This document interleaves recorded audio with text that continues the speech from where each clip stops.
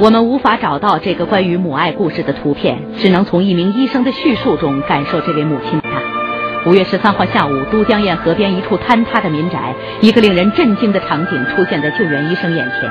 一名年轻的妈妈双手怀抱着一个3、4个月大的婴儿，蜷缩在废墟中，上衣向上掀起，已经没有了呼吸。怀里的女婴依然含着母亲的乳头吮吸着。灾难来临时，母亲用最后一次哺乳，将生的希望留给了孩子。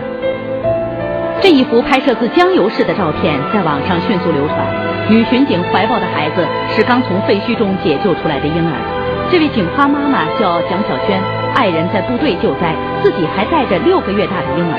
地震后，她把孩子交给老人，天天执勤上岗。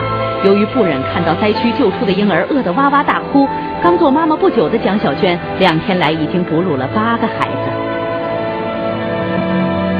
抢救人员发现这个孩子的时候，他的妈妈已经离开了这个世界。